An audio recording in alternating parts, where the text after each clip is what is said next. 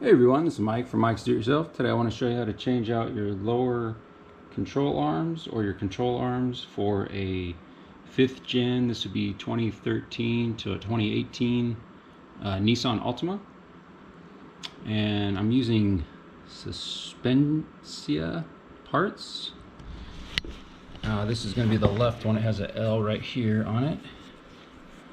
A little S stamp right there. And so this is going to be your ball joint that goes to your steering knuckle, and then these are going to attach to the subframe. And so here's the part number for the left one, and then here's the part number for the right one.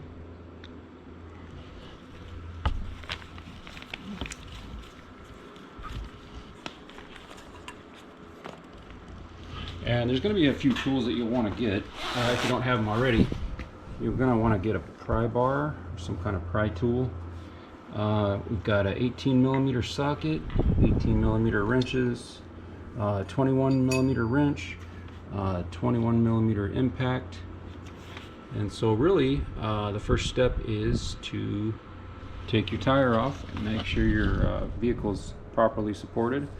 I've got the jack and the jack stand supporting it here.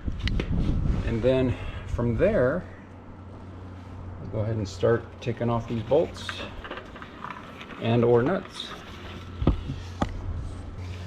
Now the first one's going to be right here.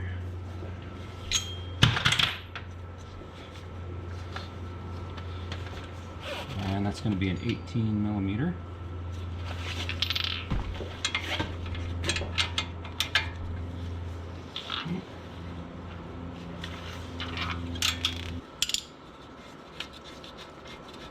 So we'll remember that this bolt has the nut facing forward.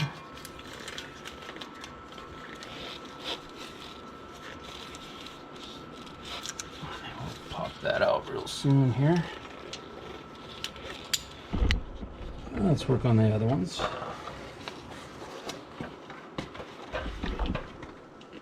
Now we're going to see this one here, that's 21mm. And this one over here is 21mm. We'll go ahead and try to zip this off. Raise the vehicle high enough. So let's go a little bit higher.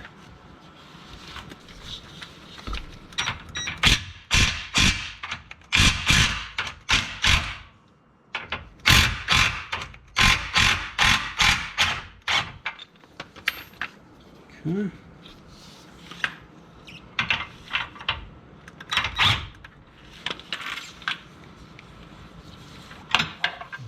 Do the other side.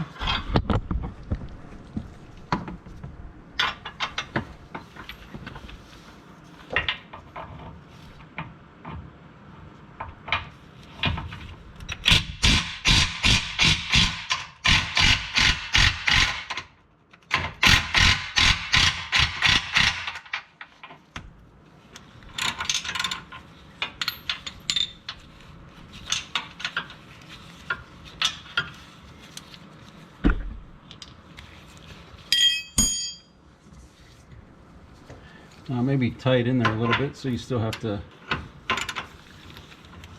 use the socket wrench on it.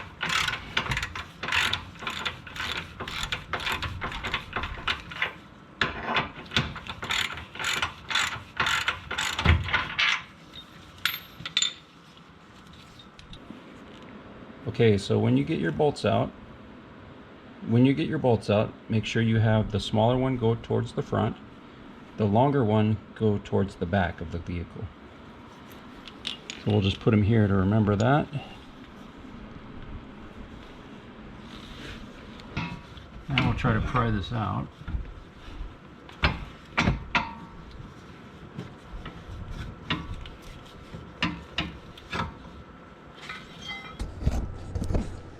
Let's see if we can pry it out of the other areas first before we get that ball joint out.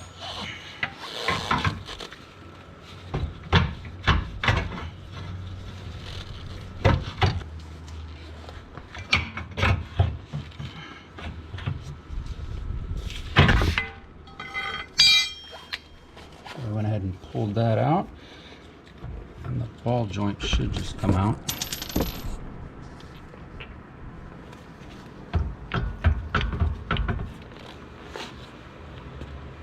And if all else fails, we use a chisel and a dead blow.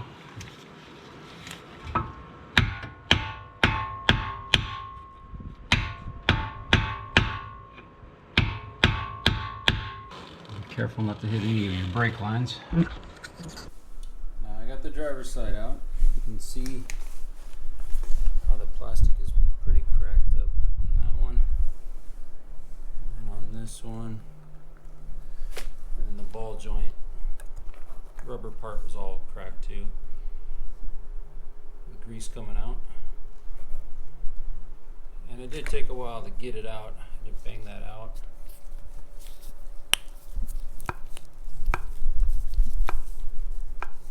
So good thing there's not a core charge on these.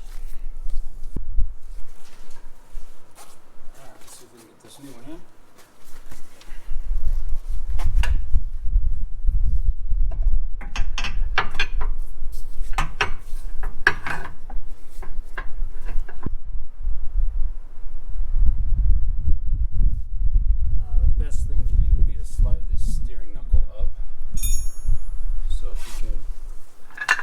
Use a rubber boot or some kind of protective layer, so that way the control arm will go in pretty much level. Now I had to remove the 2 bolts for the strut only because this was not giving me enough motion, just pushing up on it a little bit. So I had to take these 2 bolts out, and then I was able to finagle that control arm in.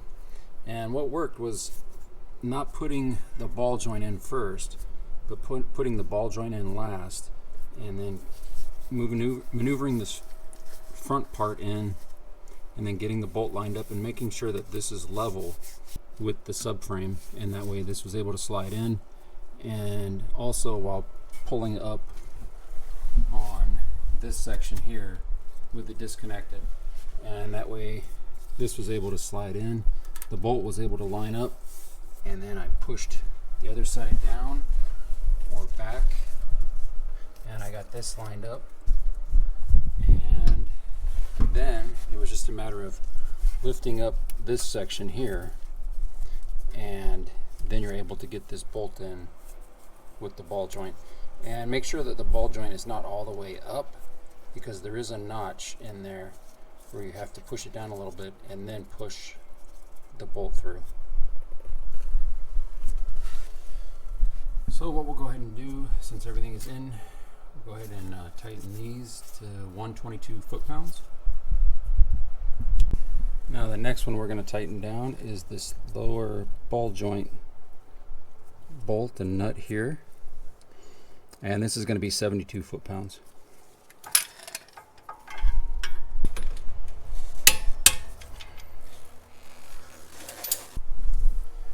Now the last 2 bolts, they're going to be 114 foot-pounds. That'll be this one and the one to the back here.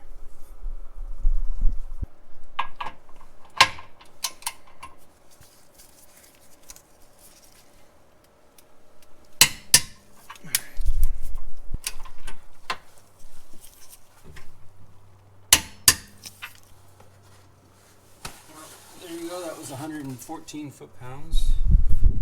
I remember these were 122. The bottom one was 72 by the ball joint, and these were 114 here and here. Alright, well, I hope this has been helpful. This has been Mike from Mike's Do It Yourself. Good luck on your next home or automotive project. Thanks for watching. Don't forget to share, like, subscribe, and comment. And check out the merch store at mikesdiy.net.